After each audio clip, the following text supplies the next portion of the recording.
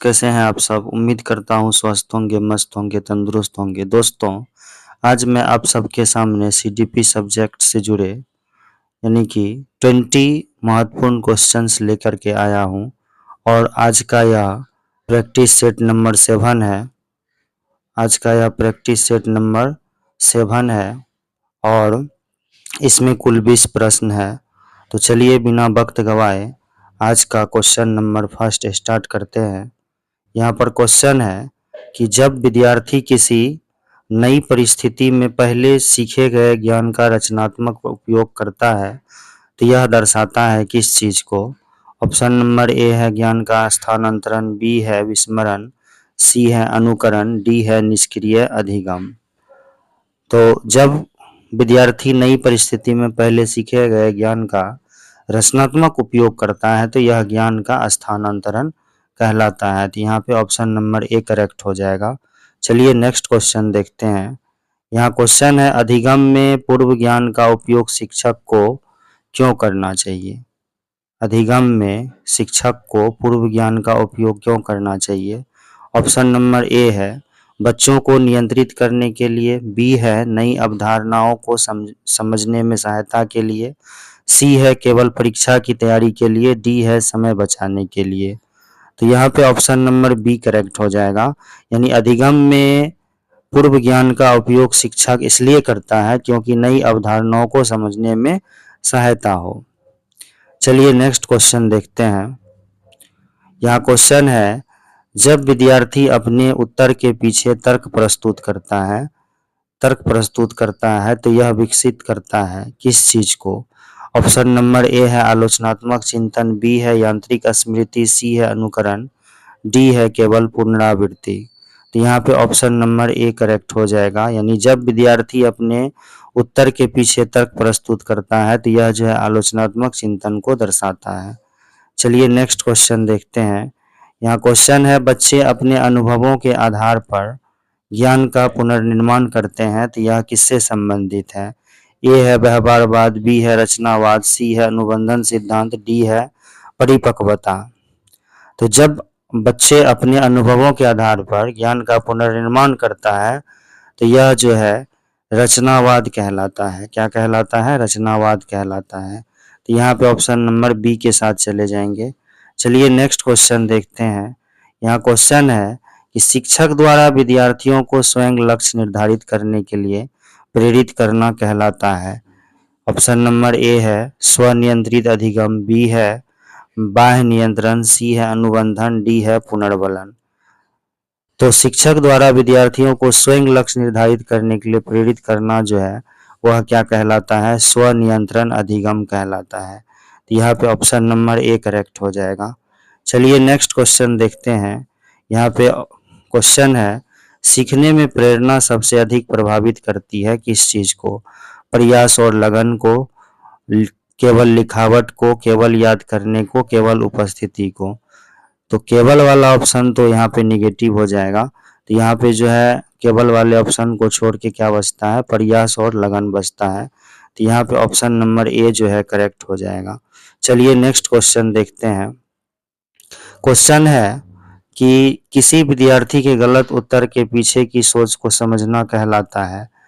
Option number A है संज्ञानात्मक निदान, बी है दंड प्रक्रिया, सी है मूल्यांकन समाप्त करना, डी है अनुकरण। तो यहाँ पे ऑप्शन नंबर ए करेक्ट हो जाएगा। यानी विद्यार्थी के गलत उत्तर के पीछे की सोच को समझना जो है वो संज्ञानात्मक निदान कहलाता है। चलिए नेक्स्ट क्वेश्चन देखते हैं।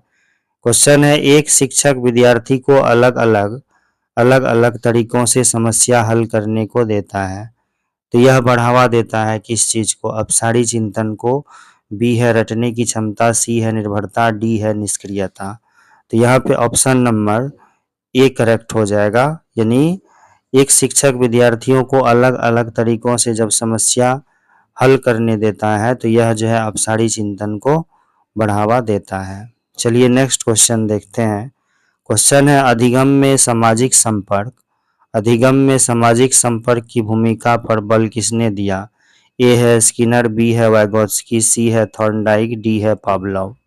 तो यहाँ पे ऑप्शन नंबर बी करेक्ट हो जाएगा। यानी कि वाइगोत्स्की हो जाएगा। चलिए नेक्स्ट क्वेश्चन देखते हैं। जब शिक्षक सीखने के दौरान लगातार विद्यार्थियों की प्रगति की जानकारी लेता है तो यह कहलाता है निर्माणात्मक मूल्यांकन, अंतिम मूल्यांकन, चयन परीक्षा, डी है योग्यता परीक्षण। तो यहाँ पे ऑप्शन नंबर ए करेक्ट हो जाएगा। यानी जब शिक्षक सीखने के दौरान लगातार विद्यार्थियों की प्रगति की जानकारी लेता है तो यह जो है निर्माणात्मक मूल्यांकन कहलाता है। चलिए नेक्स्ट क्वेश्चन देखते हैं। क्वेश्चन है अवधारणा परिवर्तन कंसेप्चुअल चेंज तब होता है जब।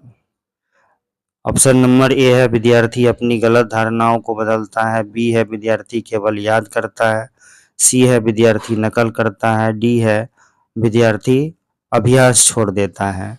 तो यहाँ पे ऑप्शन नंबर ए करेक्ट हो जाएगा। यानी अवधारणा परिवर्तन कंसेप्चुअल चेंज तब होता है जब विद्यार्थी अपनी गलत धारणाओं को बदलता है। तो यहाँ पे ऑप्शन नंबर ए के साथ चले जाएंगे। चलिए नेक्स्ट क्वेश्चन देखते हैं। क्वेश्चन है प्रभावी अधिगम के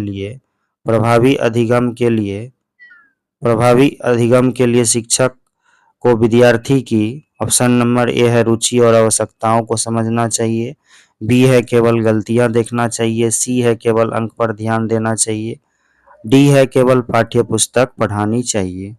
तो यहाँ पर जो है ऑप्शन नंबर ए के साथ चले जाएंगे। यानी प्रभावी अधिगम के लिए शिक्षक को विद्यार्थियों की रुचि और आवश्यकताओं को समझना चाहिए। चलिए नेक्स्ट क्वेश्चन देखते हैं। यहाँ क्वेश्चन है सीखने में आत्मचिंतन सेल्फ रिफ्लेक्शन विकसित करता है किस चीज को? अपनी सीखने की समझ को, केवल स्मरण शक्ति को, केवल गति को, केवल अनुशासन को। यानी सीखने में आत्मचिंतन सेल्फ रिफ्लेक्शन विकसित करता है किस चीज को? तो यहाँ पे हो जाएगा अपनी सीखने की समझ हो जाएगी। यहाँ पे ऑप्शन नंबर ए के साथ चले जाएंगे। चलिए नेक्स्ट क्वेश्चन देखते हैं। करके सीखना मुख्य रूप से किस पर आधारित होता है? ऑप्शन नंबर ए है सक्रिय भागीदारी, बी है निष्क्रिय सुनना, डी है केवल पढ़ना, ये आगे है लिखना। तो यहाँ पर जो है ऑप्शन नंबर ए के साथ हम लोग चले जाएंगे। यानी कि क्या हो जाएगा? सक्रिय भागीदारी हो जाएगा। यानी करके सीखना जो है मुख्य रूप से जो है सक्रिय भागीदारी पर आधारित होता है। चलिए नेक्स्ट क्वेश्चन देखते हैं। यह क्वेश्चन है विद्यार्थियों को प्रश्न पूछने के अवसर देना विकसित करता है किस चीज को? जिज्ञासा और खोजी प्रवृत्ति को, डर को, निर्भरता को और निष्क्रियता को। तो यहाँ पर जो है ऑप्शन नंबर ए के साथ चले जाएंगे। वीडियो को अंत तक देखें। चलिए नेक्स्ट क्वेश्चन है कि सीखने में कठिनाई वाले विद्यार्थी के लिए शिक्षक को क्या करना चाहिए? ऑप्शन नंबर ए है उचित सहायता और वैकल्पिक रणनीति देनी चाहिए, बी है उसे नजरअंदाज कर देना चाहिए, सी है उसे अलग कर देना चाहिए, डी है केवल परीक्षा लेनी चाहिए। तो यहाँ पर जो है ऑप्शन नंबर ए के साथ चले जाएंगे। यानी सीखने में कठिनाई वाले विद्यार्थी के लिए शिक्षक को उचित सहायता और वैकल्पिक रणनीति देनी चाहिए। नेक्स्ट क्वेश्चन है कि मूल्यांकन सीखने की प्रक्रिया का हिस्सा है, यह दृष्टिकोण को दर्शाता है। यानी ऑप्शन नंबर ए है सतत एवं निर्माणात्मक मूल्यांकन, बी है केवल अंतिम परीक्षा, सी है चयन आधारित मूल्यांकन, डी है ये दंड आधारित मूल्यांकन। तो यहाँ पर जो है ऑप्शन नंबर ए करेक्ट हो जाएगा। यानी कि मूल्यांकन सीखने की प्रक्रिया का हिस्सा है, यह दृष्टिकोण जो है सतत एवं निर्माणात्मक मूल्यांकन को दर्शाता है। चलिए नेक्स्ट क्वेश्चन देखते हैं। यहाँ क्वेश्चन है जब विद्यार्थी अपने सीखने की जिम्मेदारी स्वयं ले लेता है तो यह कहलाता है क्या चीज?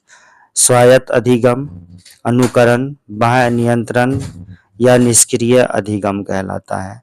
तो यहाँ पे ऑप्शन नंबर ए के साथ चले जाएंगे।